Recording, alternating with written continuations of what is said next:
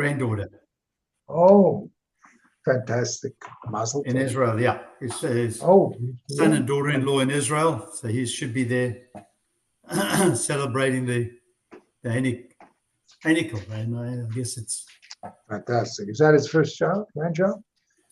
first grandchild. Yep. Oh, wonderful, wonderful. Where's It's his always David? big. Yeah. Mazel tov. Yeah.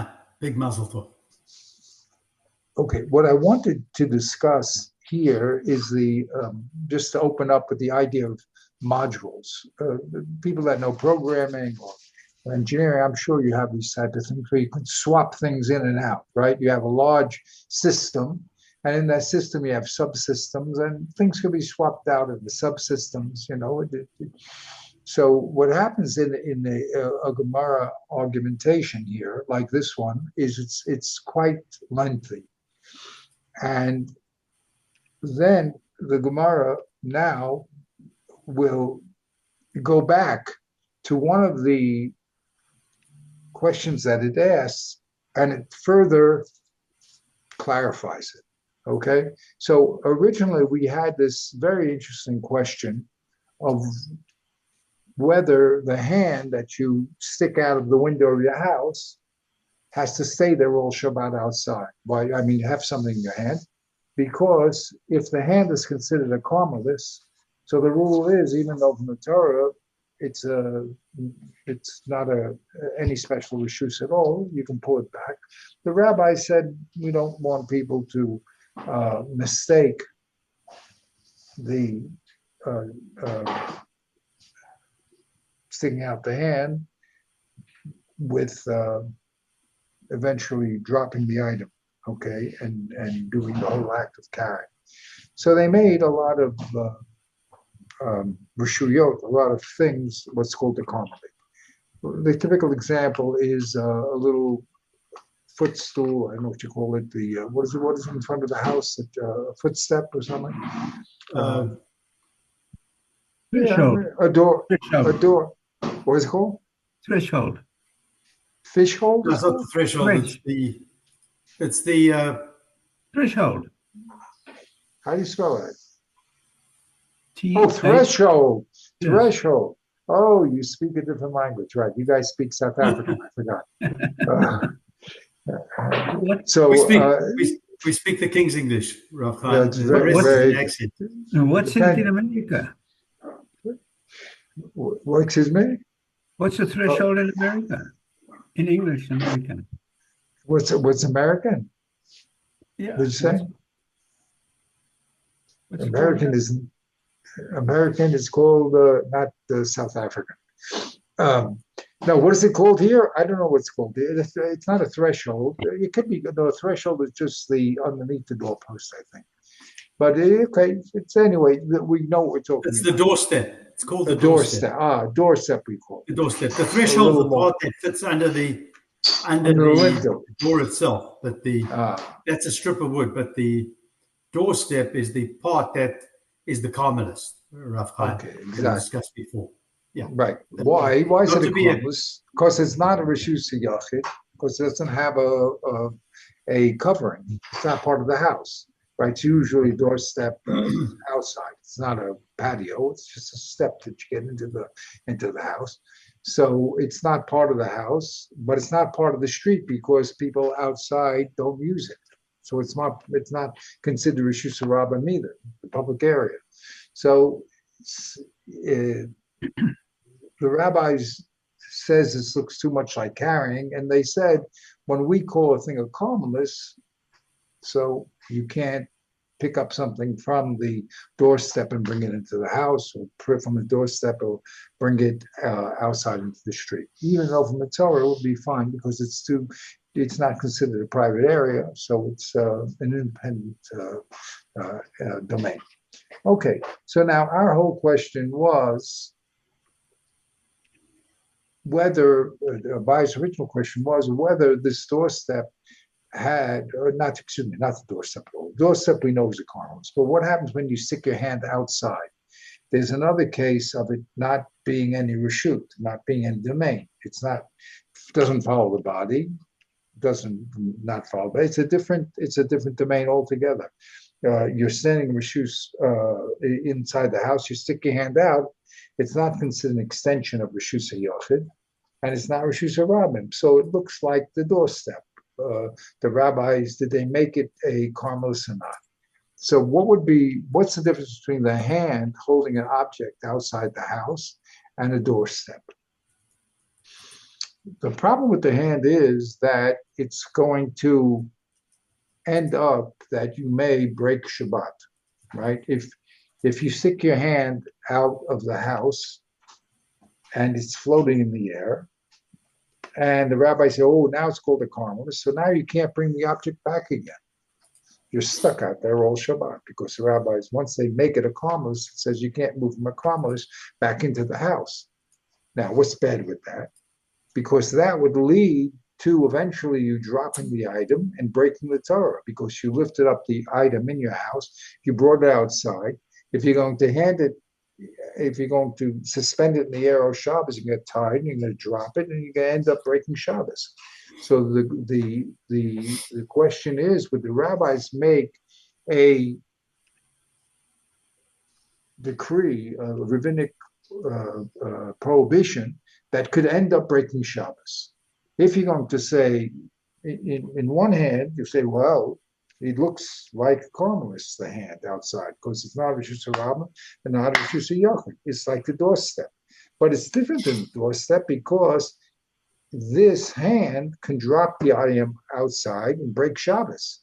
He picked it up inside. If you tell him to keep it outside all Shabbos, he's going to eventually drop the item, and that'll be completing the act of the hanacha, and he'll be breaking Shabbos. So the original question was, would the rabbis make a Isur Midrabanan, a prohibition, which may lead to breaking Shabbos? Okay, that was our original question. Yeah. What? Yeah. Can I just ask a question on that? Yes. And it came back to me when the first idea that when Abaye asked the question, is the hand a karmelis or not? I always thought that karmelis is a reshut.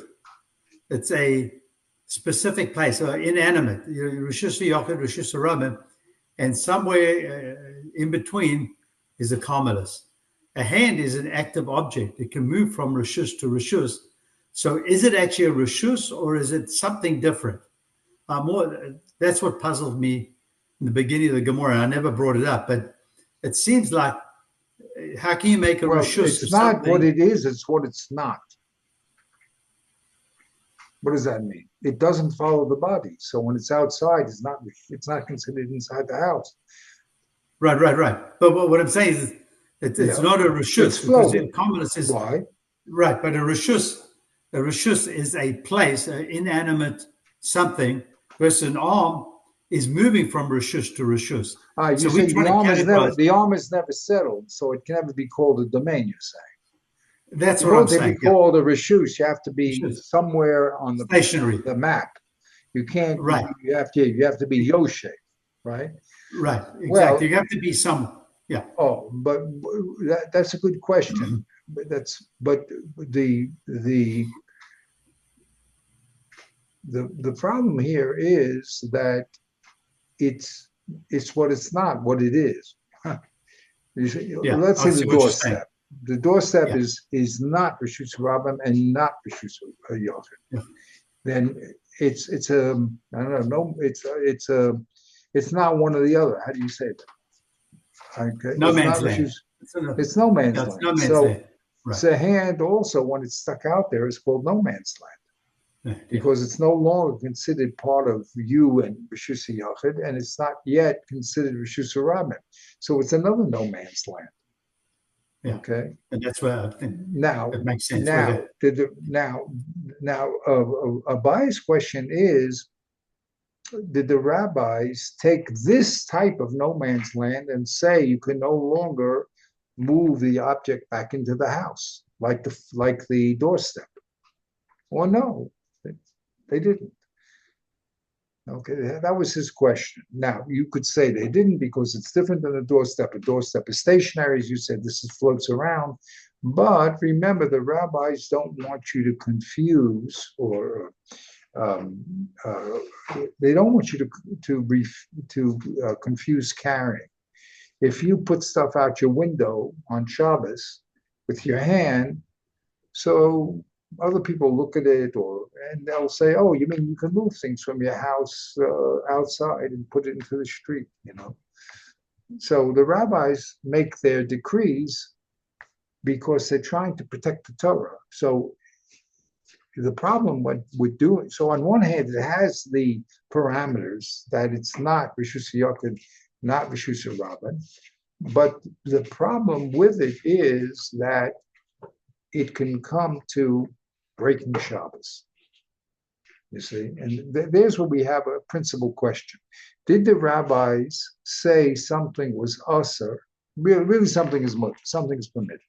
But for whatever their reasons, they say, we don't want you to do it. Now, what happens if that thing would lead to breaking the Torah? That means if you follow them, you're going to end up breaking the Torah. So let's give this the question that's on the screen, okay? It's more concrete. You see my screen here? So the first thing here, Barry, you see it? It's okay? Actually, oops. I'll make it bigger. Can you just decrease the size? Yeah, I'm gonna see the size. Okay. Let's see if that does it. No. Maybe. Is that better? Looks the same to me. That's better. That's better, much better. Okay. Yes. So here is the totality of this argument in English. Okay. I thought David would be easy for him to know English. So we'll do the English. We'll go back to the Hebrew. It's the principle that I want you to be involved in here. So they translated in the Gufa, which is the Hebrew, means that the Gemara now is going to go back and discuss Reb Bibi ben Abaye's question. Okay, we're just going to take a module from a previous discussion, Reb Bibi bar Abaye, and it's going to now expand on it, explain it more. Okay, so you're an engineer, you take out one of the modules and you get into that particular module. So Rev Bibi asked the following question.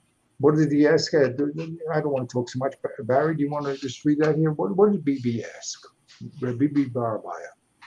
If one placed dough in the oven, is he permitted to remove it before he comes to a liability of a sin offering, or is it not permitted? Now, what does that mean? Have you any idea? The way that they used to bake in the old days, stick it against the wall, is to throw it against the wall. Yeah. Okay. Now, the Yisur of Shabbos is baking. So before that dough turns into bread, there's no breaking Shabbos, right? But it takes a little time for the dough to become bread. It's not the first time you throw it against the door of the roof of the oven. It becomes bread in 1 second. Let's say, for the argument's sake, 5 minutes. However long it takes. They can go to dough to bake bread takes time. So say 5 minutes. So the rabbi said, let's say you put some dough against the tanur before Shabbos, which was totally permitted, right? And then it got totally baked. Now, all you have to do on Shabbos is called Yerida Tapas. So all you have to do is take it off the side of the wall, right? It's baked before Shabbos. Now, the thing with Yerida Tapas is it's a little more complicated than just taking a pot out of an oven. You have to do it in such a way that you don't rip the bread up and leave half of it on the side of the wall. It's called a chachma. So the question is, do the rabbis say, I'm sorry, we don't want you playing with fully baked bread that's stuck to the side of the wall, because again, you'll make a mistake and next week you'll say, oh, I saw Shmuel take off some bread from the oven for our meal, so I guess you can you can actually cook or bake on Shabbos. You got that? So the rabbis made a gezerah called Isor Yuridat Hapas. It's forbidden to take flour and dough off the side of the wall. Okay? That's their thing. It's called Yuridat Hapas. So Rabbi Bibi said if one placed the dough in the oven, and let's say it was before Shabbat, or even on Shabbat, it really doesn't matter. Let's say even on Shabbat, he forgot it was Shabbat. We're going to get into it, and he throws it against the side of the wall, right? Now he has 5 minutes before he's going to be baking Shabbat, because right now it didn't bake. It takes 5 minutes to bake. Is he allowed to remove that dough from the side of the wall or not? Well, what's the problem? Sure, he should do it. No, because the rabbi said, the Rabbanan, the rabbis made a decree, you're not allowed to take the bread off the side of the oven. If you don't let me take the bread down from the side of the oven, you're forcing me to break the Torah. Well, that was his question. Are the rabbis so strict that they say once we make a rule, we don't care if it's going to lead to a breaking of the Torah? You broke our rules, tough luck, suffer with the consequences. What would that mean? I didn't know it was Shabbat. I threw it up there. All of a sudden, I remembered someone comes, hey, it's Shabbos. How could they have done that? Oh, let me take it down. No, the rabbi said it's forbidden to take it down. But I'm going to have to bring a korban chatos. Sorry, you can't take it down. The rabbi said, when we make a rule, it's across the board, even if it leads to a desecration of Shabbat. Well, no, maybe they said, no, well, we made a rule.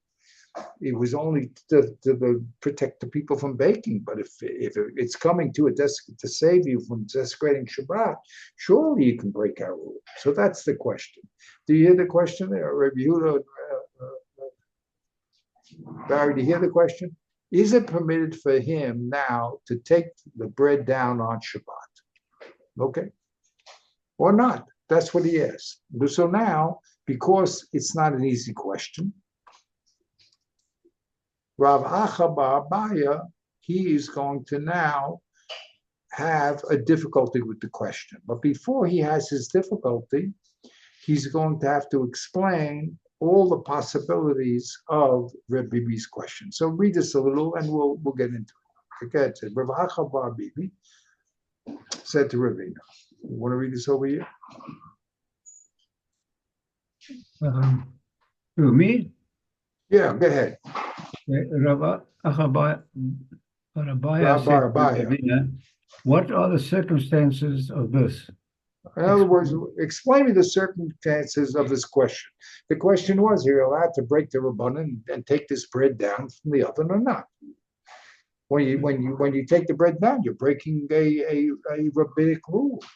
Are you allowed to break rabbinic rules to save you some Torah rule or not? Right? So he says, Rav Acha bar Abaye says to Ravina, wait a minute, I don't understand the question.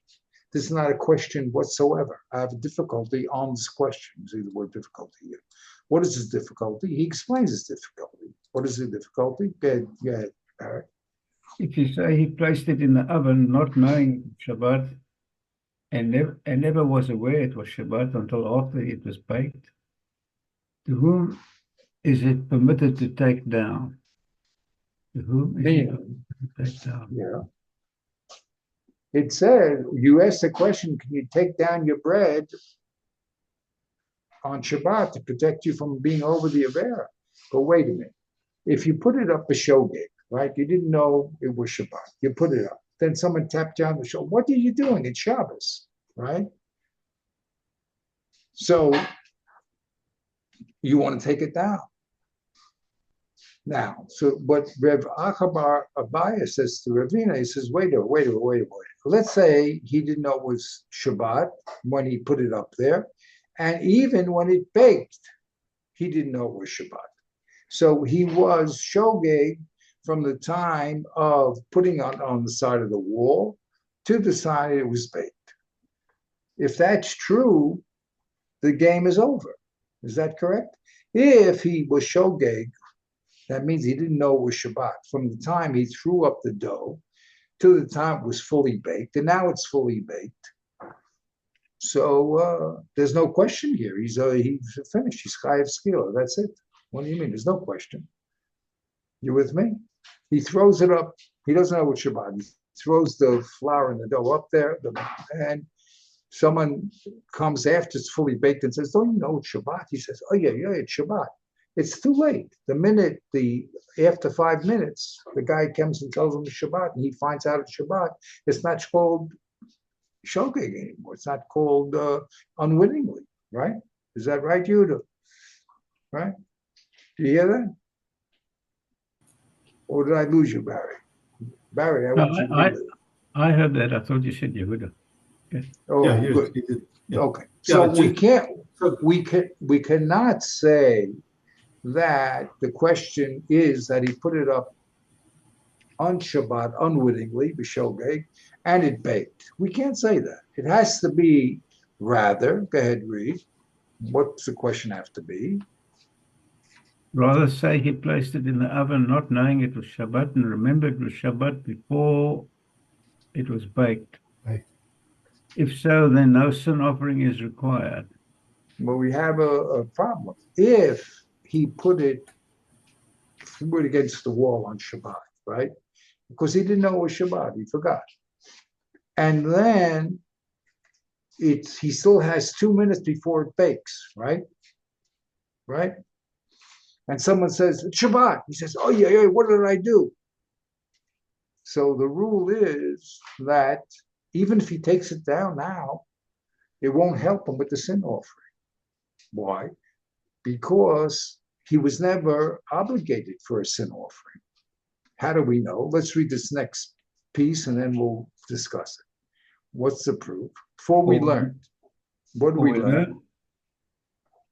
We learned all who are liable for sin offerings are only liable if the beginning is an accident and the end is an accident. Okay. Anyway, so through the whole time you don't remember Shabbat. You can't. But if you know before it's baked that it's Shabbat, then you don't bring a korban chatas. You don't bring a sin offering. The only time you bring a sin offering is when you're totally unaware of the item from beginning to end. You didn't know it was Shabbat when you put it up there, and you didn't know it was Shabbat after 5 minutes and it baked. But if you know it's Shabbat in between that time, then you don't bring a sin offering. So what Rav Acha bar Abaye is saying to Ravina is I don't understand Bibi's question. If the man put it against the side of the wall of the oven on Shabbat, there's no way that he can come to a sin offering. Why? Because if he discovers before it's baked it was Shabbat, he won't bring a sin offering. So the question is irrelevant. There's nothing to do with a sin offering. And if he found out after it was baked, the question is irrelevant also, because what's the difference? He has to bring a sin offering. There's no question here. It's obvious that because he didn't know anything. So the question is obvious. Either the question is obvious, of course he has to bring a sin offering. Of course, from the time of throwing it up to the time of the baking, he didn't know. So it's obvious he has to bring a sin offering. Or in the middle, he found out, which is obvious, he doesn't have to bring a sin offering. So the question is no question. What type of question is this? So he didn't understand the question. I don't. I am not sure what's the difference between 1 and 2. Oh, so you explain it, Rabbi Yehuda. What's the difference between 1 and 2? The difference between 1 and 2 is two states of. Now, when did he not know? Did he not know the whole way from putting it up till baking, or he did not know only half the way? He only did not know up till midway. Did he not know after 5 minutes, or did he not know after 2.5 minutes? That's the difference between question 1 and 2. Does that make any sense? Yeah, makes sense, Barry. Because once it's finished, he didn't know till the end. Then it's Shabbat already. I mean, it's fully cooked. then he is liable. But if he did only it's no question, it's realize obvious. midway, yeah, it's obvious. Yeah, it's only cooked halfway, then he's not liable. Maybe you're only liable if the thing's fully cooked on Shabbat. You cook the thing. If it's half cooked, it's inedible, and nobody's going to eat it. So you're not you haven't cooked on Shabbat. It's only when you fully cook the product. Does that make sense, Barry? I think I have a problem with the way it's, to whom is The way it's written, to whom? To whom is it permitted to take down? To nobody. Oh, when? Afterwards, the first one here? The first one. Exactly. That's how it was written, so that's how it was translated. But you're right. It's saying no one could take it down. Then I get it. Okay. No one. Yeah. Okay. If he didn't know, okay, if he didn't know it was Shabbat and never was aware till after Shabbat, so what does it mean? The original text said, Bibi Abaye asked if one placed the dough in the oven, is he permitted to remove it before he comes to a liability? He said, if we're talking about after it's baked, the question doesn't make any sense, right? Okay. After it's baked and you remove it, has nothing to do with whether you're going to bring a liability for a chatas. You're finished already. You're already chayav. If it's totally cooked, and then you find out at Shabbat, then you're chayav chatas because you didn't know from the beginning of the cooking till the end of the cooking that it was Shabbat.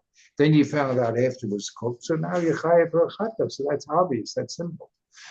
Okay, that's simple. That's the first side. The second side, so either when were you told it was Shabbat? After the whole cooking process or in the middle of the cooking process? Those are two possibilities, right? That he found out it was Shabbat. If it was after the whole cooking process, what do you mean? You have to bring it down to prevent this korban chatas. You obviously chayav korban chatas because you knew. You didn't know it was Shabbat from the time of putting it up to the time of taking it down. So the question, it's obvious you have to bring korban chatas. No, so taking it down is not going to help you. And if you knew in the middle, after you threw it up, then someone told you it's Shabbat, then you know you're not chayav to korban chatas because the korban chatas is only chayav if you don't know from the beginning till the end. If it's in the middle, you're not chayav for korban chatas. So the question makes no sense if he did. It was talking about B'shogeg. Okay? It makes no sense. If he didn't know, then he's either obviously chayav to bring a chatas because it's after it got baked, or he doesn't bring a chatas because he didn't know. He knew before the thing was baked. You have to be unaware for the whole process. If you're unaware of half the process, you don't bring a korban chatas. So this is called memanav shel. No matter which way you turn, if you didn't know, the question doesn't make any sense. Maybe, so you'll say, maybe he's talking about he knew, and he purposely baked on Shabbos, right? He threw it up there. And now it's dough and it's starting to turn brown. In another 2 minutes, it's going to be fully baked. And he says, oh, I better do tshuva. I'm going to have to bring it down, right? He put it up there deliberately. And now he wants to do tshuva after 2 minutes because he's not going to be chayav for baking until at the end of 5 minutes. So he says, oh, I want to do tshuva. I want to take it down. So the question is, the rabbis allow him. But that's very good. That could be the question, but that's not how the question was presented for Rabbi Abaye. Rabbi Abaye asked the question, if one places dough in the oven, is he permitted before it becomes liable to a sin offering? So we have to be talking about shogeg. A sin offering is only given for shogeg, for unawareness. If it's talking about he was aware, then the word sinner offering is wrong in this question. He should have said until he's chayav skila. That would be. Are you with me at all, or did you get lost there? This is a typical. Is it a chatat or a sham? It's a chatat. It's a chatat. A chatat is shogeg. Okay. Asham, I don't know. It's interesting. When do you do it? Asham. That's also, I don't know the difference. But definitely this is a chatat, korban chatas. Okay. Good. So the question is that there's if it was done unwittingly, it's either obvious that he has to bring a korban chatas because it was fully baked, or if it was half baked, it's obvious he doesn't have to bring the korban chatas. So unwittingly, it's obviously he has to bring the korban if it was fully baked, or it's obvious he doesn't bring the korban because he knew in the middle. And if it was wittingly, if he knew what he was doing, it was b'mezid. So then, don't ask me a question about bringing a sin offering. You should have asked me a question: does he prevent himself from getting skila? He should have said: is he permitted if he put it up on Shabbat? Can he bring it down and prevent himself from getting skila? Don't talk about shogeg. Shogeg is only korban chatas. So no matter which way you turn, you can. Rav Abaye says to Ravina, I don't understand Rabbi Bibi's question. Yeah, Yehuda. It's not so simple, but he's saying that makes sense. It's either shogeg or mezid. If it's shogeg, it was before and he doesn't bring a chatas, or it's after and he definitely brings a chatas. No question here. And if it's b'mezid, then don't tell me. Don't ask me about bringing a chatas. There's no chatas b'mezid. B'mezid, you have to get skila. Yeah, it's either the whole process or nothing. But in the shogeg, and then mezid, it throws it out immediately because it's chayav skila. There's nothing else to discuss. Don't ask me if he's chayav. The question should have been: is he chayav skila if he put it up a mezid? But the question was asked: is he chayav chatos? So the question that Rabbi Barba's question doesn't make any sense to Rav Abaye. I mean, he doesn't understand what you're talking about. This is typical of a manavshach or nibaya. It says no matter which way you explain this question, it won't make sense. If it's talking about shogeg, it's either obvious he's chayav or he's obvious it's not chayav, depending upon if he knew in the beginning again. And it's called about mezid. Don't ask me about a chatas. That's only given b'shogeg. So now, which way you turn, I can't understand the question.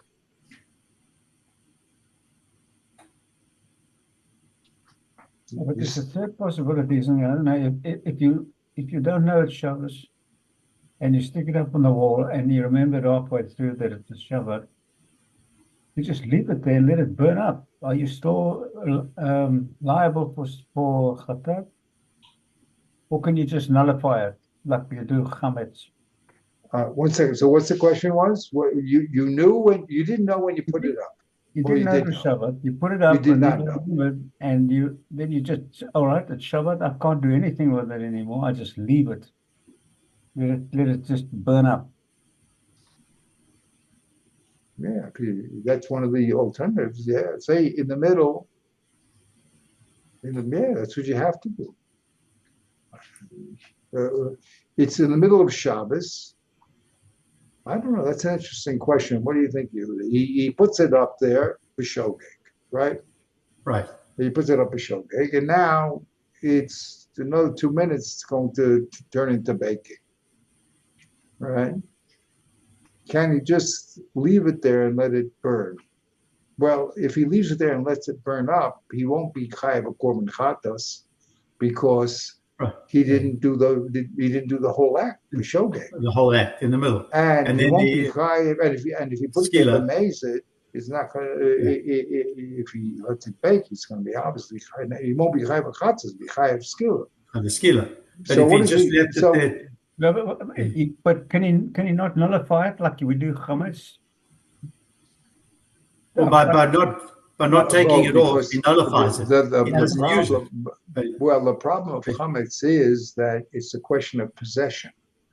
And breaking Shabbos is not a question of possession. If I take Yehuda's dough and flour and have flour and water, make dough out of it, and throw it on the oven. It's not mine, but I'm still chayav for baking. Right. So, possession is not the question here. In Pesach, the question is possession. You can nullify something by saying, I don't own it anymore. But when it comes to Shabbos, it's not going to help you nullify it. Yeah. Do you hear the act of doing it. So he actually did do it.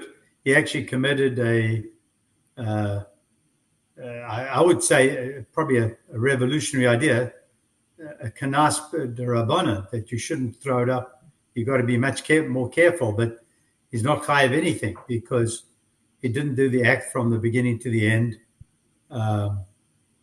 B'shogeg or b'mezid, right? Yeah. Because he didn't take it off. He didn't eat it. It was he didn't. He left it. But he did cook on Shabbos. He actually did cook the. Is it maybe but he doesn't. But he's not chayav anything in such a case. No, but if he did it, that's right. It's not mezid. He's not chayav. Shogeg just It's either if it was mezid, it's chayav skila, and if it's shogeg, he's not chayav for anything. He's not chayav if he didn't know in the beginning and he knew in the middle. Right, so it's nothing. It becomes nullifies itself. The act. Even if he doesn't let it burn up, and if he lets it fully bake, he's not going to have to bring a korban. Question is, can he eat it? I don't know. Someone else, I don't know. We'll see. I don't know. No, I don't think he can eat it. No one can eat it. I don't think he can do it. Nobody can eat it because it's. It was baked by Yisrael. Right. So just so let's say someone comes. Let's say someone comes to your house and accidentally bakes your bread on Shabbos. Your servant, like in South Africa, you can't eat the bread because it was cooked on Shabbos. It was cooked. Same with your laundry. You can't give your laundry 5 minutes before Shabbos to the laundry man and come 5 minutes after Shabbos and collect it. He did the malacha on your somewhat on your behalf. Okay. Even though he's not Jewish. Let's look at well, that's a whole. I don't want to get into Amiras Lagoy and what the guy can do and what you can do and you did a Peshoge. Let's keep it simple because it gets very complicated. Let's look at the resolution of Rev Shila. You read this resolution. What is Rev Shila? Rev Shila is going to answer this difficulty. Yeah. Right. So Rev Shila said, "It is always by accident." It's always by B'shogeg, and to whom is it permitted after others? And what it means after others? To whom it is permitted? I'm going to write here to take down. Others to take down. Okay.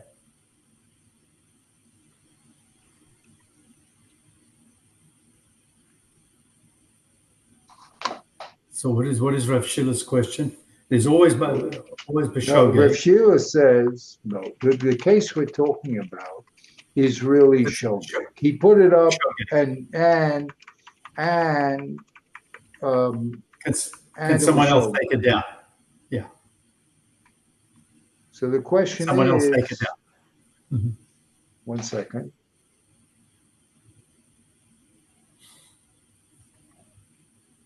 Doesn't make sense to me. I'm going to go back to the Hebrew. It doesn't make sense. B'shogeg ulamana tiru lecher. Well, that doesn't make sense to me. Why? He put it up there, b'shogeg. Oh, it must be. I understand. I understand what he's saying. Really, we're saying it's b'shogeg from beginning to end. Right? But the problem's like this. If someone takes it down the middle, what's going to happen? His friend takes it down the middle. I put up the dough on the tanur b'shogeg. I don't know it's Shabbat, right? And no one's going to tell me until after it's fully baked, right? But what happens if no one tells me and the bread becomes fully baked. What happens? I put it up there. I don't know it's Shabbat at all, and the bread becomes fully baked. What happens to me? I don't know anything about of Shabbat. Then I find out after it's fully baked that it was Shabbat. What's the ruling? I threw it up there b'shogeg. I didn't know it was Shabbat, and it stayed there all Shabbat, and it turned into bread. Right? What is the ruling in such a case?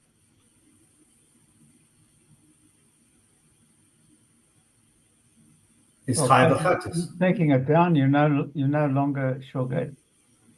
Oh, they're not taking down. It's, no, I can't. Taking it down has nothing to do with shogeg. Right, the shogeg then is chayav achatas, because the whole thing completed the whole thing on Shabbos. If I complete the whole thing on Shabbos, if it takes 5 minutes, and after 5 minutes I didn't know anything it was Shabbos from minute 0 to minute 5, then I have to bring a shogeg, right? Right. So I have a friend. He says he realizes that I put it up a shogeg, and he wants to save me from a katas. So what does he want to do? He wants to take down the bread before it becomes baked, and then I won't have to bring a chatas. And he knew it was Shabbos? Yes. But in order to take the bread down, he just has to break a rabbinical decree, not to take it down. But he's doing it in order to save his friend. If I break this rabbinical decree and take the bread down before it's baked, I'm going to save my friend from bringing a chatas. Is he allowed to do that or not? Well, I guess no. But then maybe it's like the same as the rich man putting his hand out, and then the poor man picks it up from his hand and puts it down. Neither are liable according to the Torah. Right. So maybe the same applies here. It's a good analogy. I like it.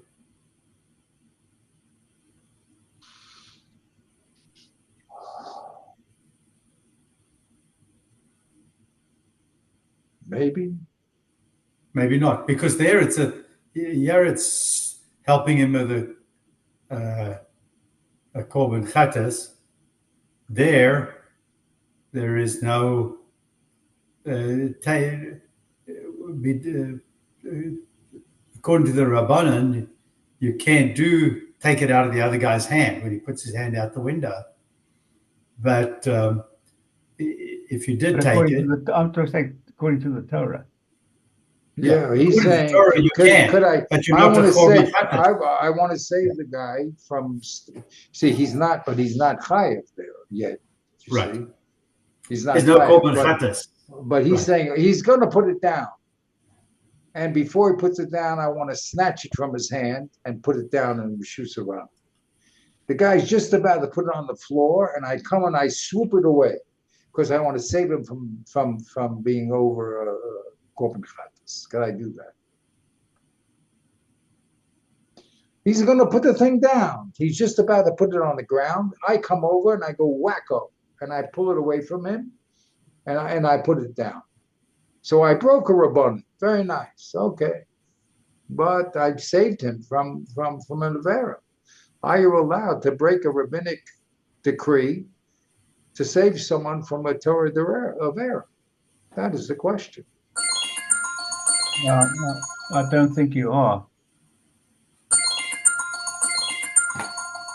So let's read Rav Sheshes. He agrees with you now. What does Rav Sheshes say? Oops, I'll go down here. Rav Sheshes. So he says, Rav Sheshes, Rav Shila said it was really b'shogeg. And who are we asking the question, is he allowed to take it down? It's other people, one of his friends, okay? Others, one of his friends, right? Can a friend come over and take it down? Save him from that shogeg, from that chatas. We said if you don't know from beginning, if you don't if you don't know from beginning to end, you do not know, you have to bring a korban chatos. So instead of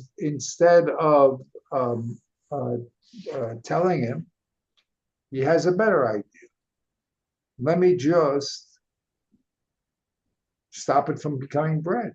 And then he definitely is another way he won't be becoming chayav for a chatos. One way is if he doesn't know. If he doesn't know, he's not chayav a chatos.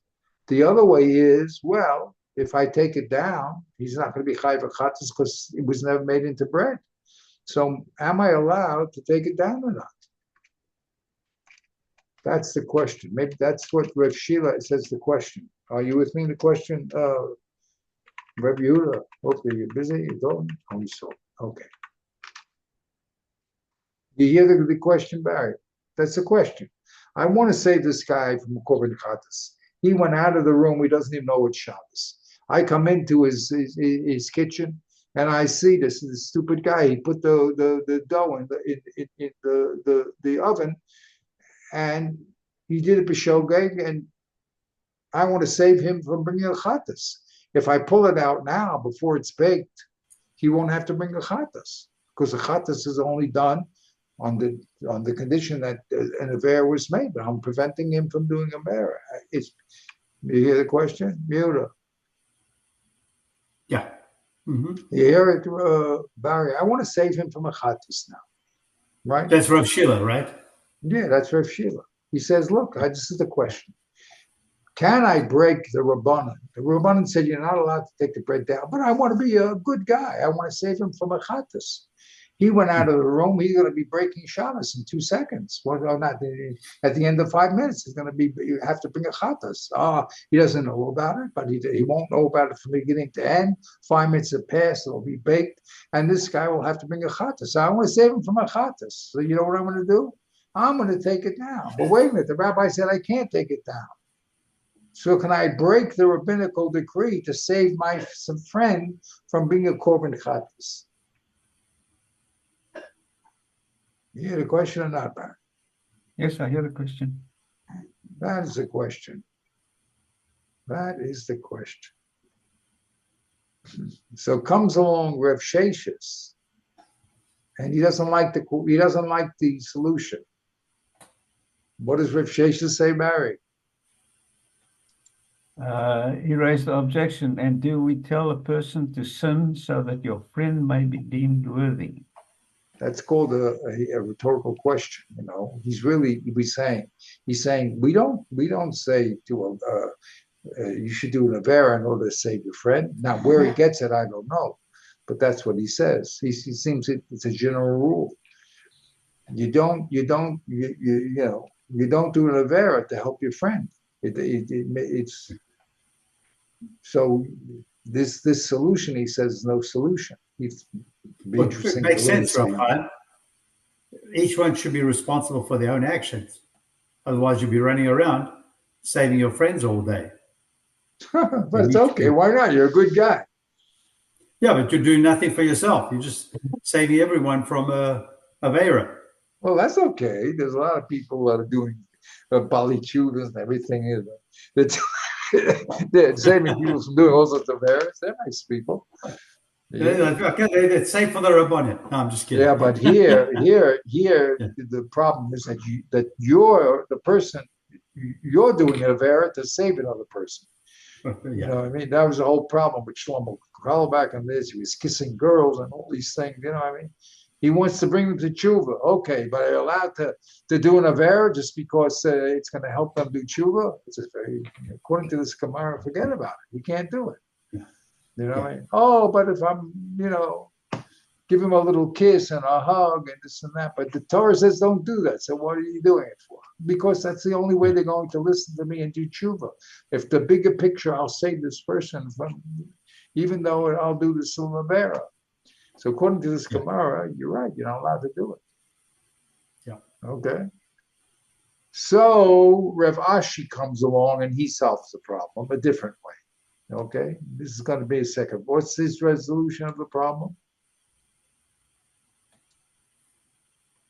Go ahead, Barry. I'll raise it up here. Do you see it? Yeah. Rather, Rav Ashi said, it is always deliberate. And so we're not talking about shogeg. First of all, Rev.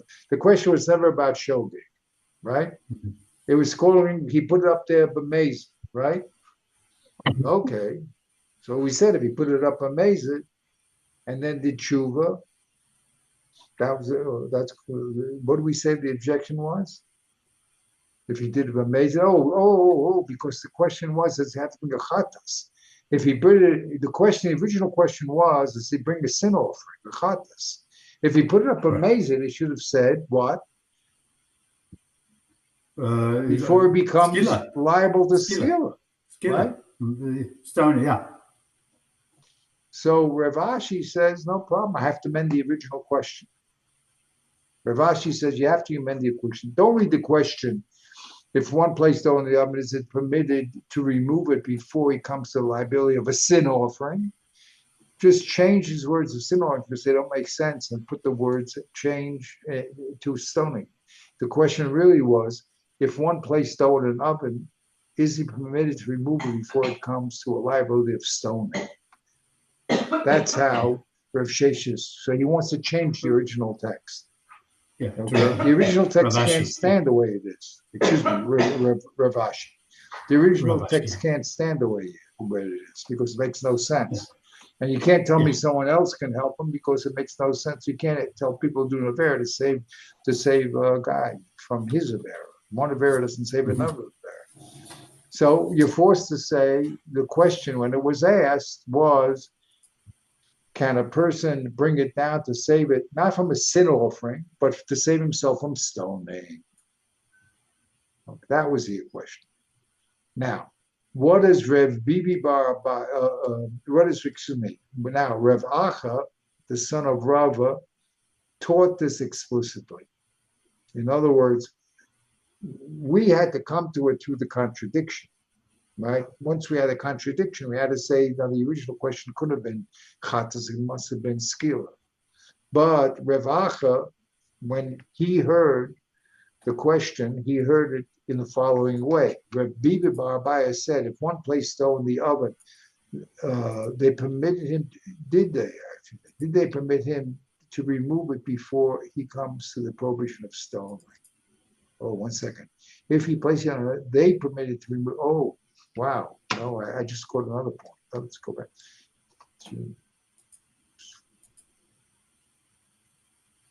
Rav Acha Bereda Rav Masna, Lisnei Le Behedja. Omer Rav Bibi. Hidbik Bas Batanor.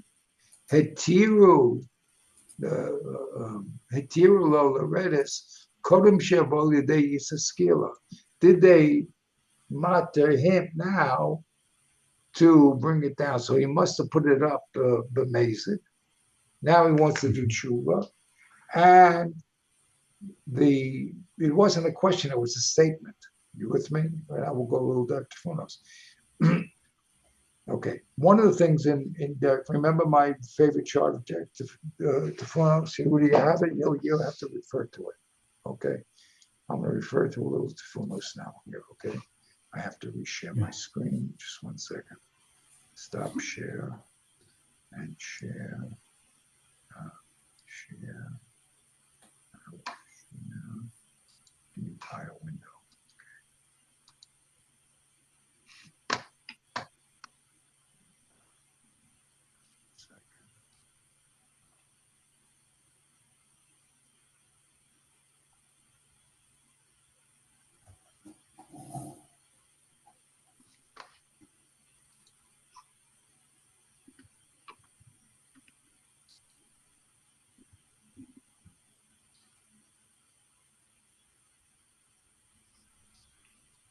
This is my Derek DeForest, guys. You see it on your screen. Yeah. Oops.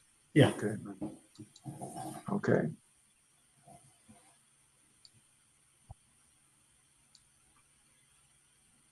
So in this question, exactly. So the second solution says that it was not the first. Let me say this first of all.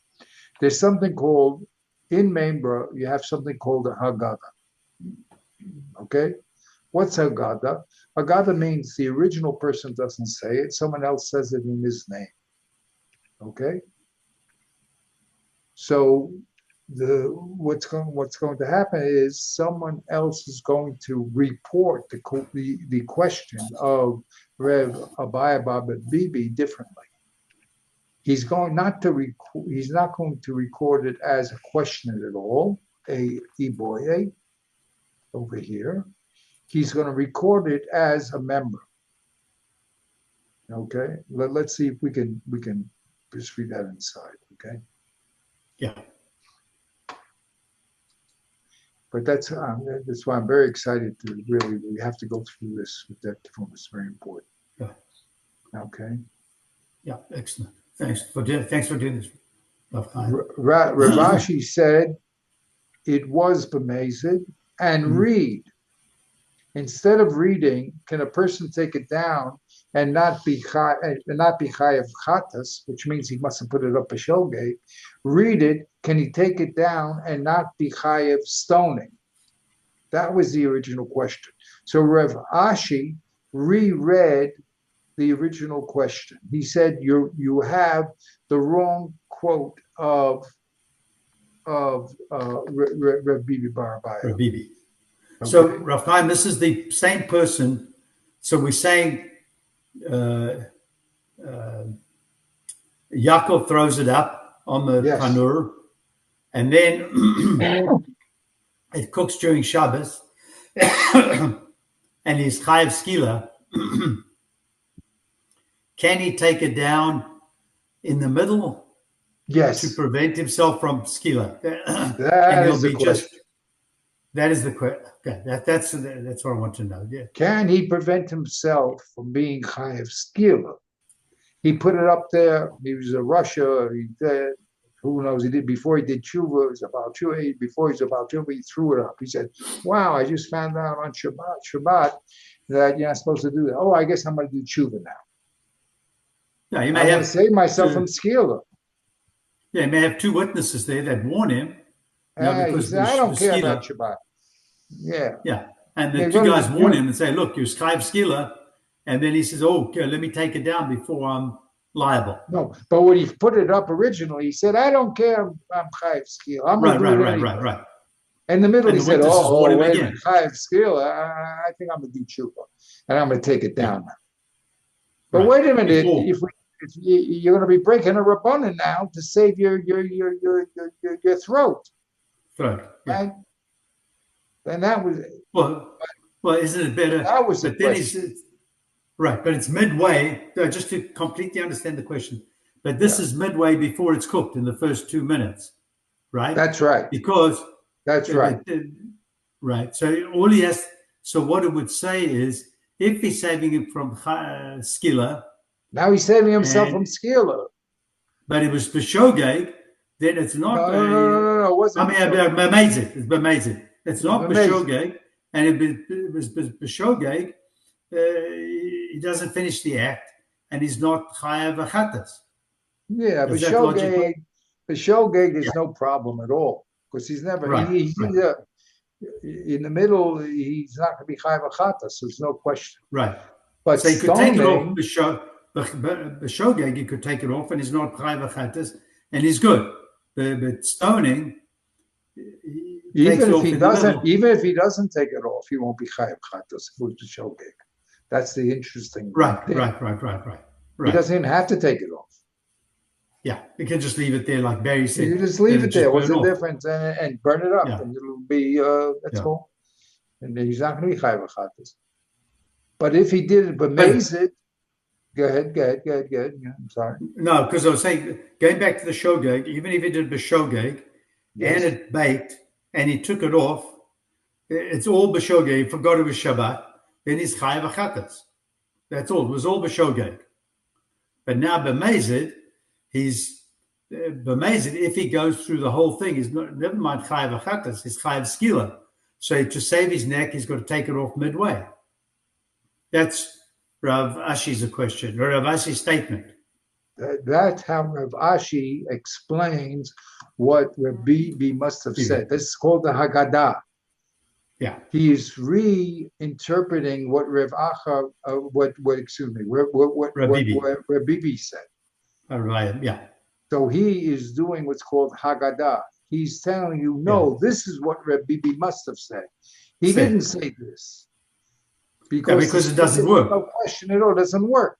Yeah, it doesn't work for because Acha bar Abaye said to Ravina, it doesn't work. It doesn't work. We've knocked out that proof. Does it make sense, Barry? It's beautiful, incredible. Barry, I think Barry has to think about it. No, this is very. Now you got to go through it once or twice or three times. You have to read it. I thought I had it, but now I'm not quite so sure. Okay. Because he said, and that you really have to go through it a few times. Reb Bibi originally asked, the way we have it, Reb Bibi asked, can you take the dough down, break the rabbanan to save yourself from a chatas? That was the original question. That Rav Acha bar Abaye said to him, that question is crazy. It doesn't work. So Rav Ashi is going to answer, that's not what Reb Bibi asked. You've misquoted Reb Bibi. Reb Bibi didn't ask a question at all. He made a statement, and he said, you can take down the dough and prevent yourself from stoning. Very interesting. It was not a question. So according to Reb Bibi bar Acha, Reb Bibi bar Abaye, if you put the dough there, you can do it to prevent yourself from stoning, from getting stoned. Wow.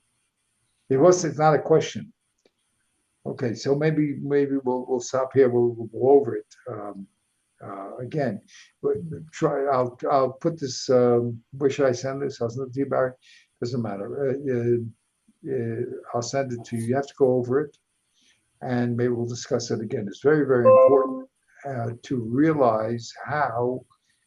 Again, my whole little chiddush is only to talk about the process and not necessarily the content. I want to talk about the content with an eye on process. That's the whole idea. I'm not trying to teach you, imagine learning engineering, 12 million cases.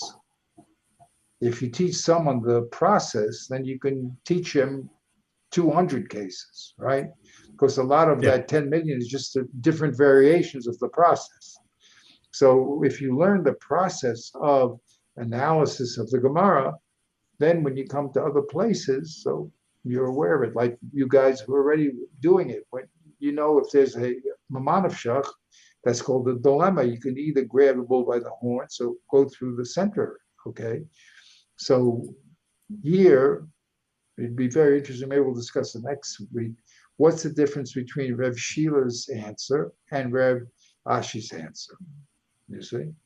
And Rev Sheila, what did he do? Did he grab the bull by the horns or did he escape through the center of the horns? There's two ways to get out of this dilemma. You either go through the horns. Go ahead. But I thought Rav Shesh's is... Rev Sheila. No, Rav Shesh is the one before. We said Rav Sheila. Oh, Rav Sheila, yeah.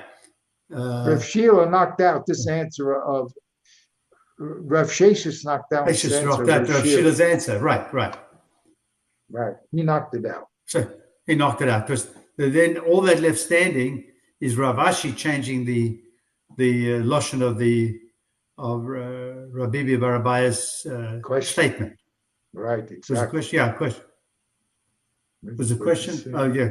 Yes. The question was on chatas, and he says no. The question was it makes no sense to make it on chatas, but he also said it wasn't a question. If you look at here I wrote assist. I'm trying to use the English words. Assist means a siyata. Siyata, right? In other words, Rav Ashi said to you, no, it could not be shogeg. It must have been stoning. But the Gemara brings a siyata from Aracha bar Rava, who had the teaching of Rabbi Abaye explicitly making it a statement and not a question. You see, Rabbi bar Abaye said, if one placed on the oven, they are permitted or they permitted him to be moved before it comes to stoning. So that's a statement. That's not a question. So maybe we'll go over it. It's very beautiful once you get involved in the process. It's very purposeful. There's nothing here that's for kids. It's very, very scientific and logical, and they're very exacting on the language. And maybe we'll do next time. We'll do Rashi together with the Gemara, and that'll clarify the situation. Okay, a little more. It's a wonderful little vignette. As I said in the beginning, we took a little module from our larger picture. Now, the big people, what they do, once you got this module set up, that's talking about the Mazit, so then you got to put it back in that larger picture of the Karmelis and see how that affects the Karmelis. Oh boy, that's for the bigger hitters, okay? But that's really what you have to do. Once you solve a module question, you have to see does it work within the total system, right? Very good. Now you fix this little piece, but now is the whole system working or it doesn't work somewhere? Okay, so we'll stop here. Beautiful. Beautiful. This is always a pleasure. Rabbi, it would be nice if we could get a copy of that chart you showed. Yes, I'm going. The chart of the. I'll send you both the English, the Hebrew, and the chart. Okay. Okay. Thank you. Fantastic. See you, Barry. Be well. Everyone. Bye. Everybody. Thank you.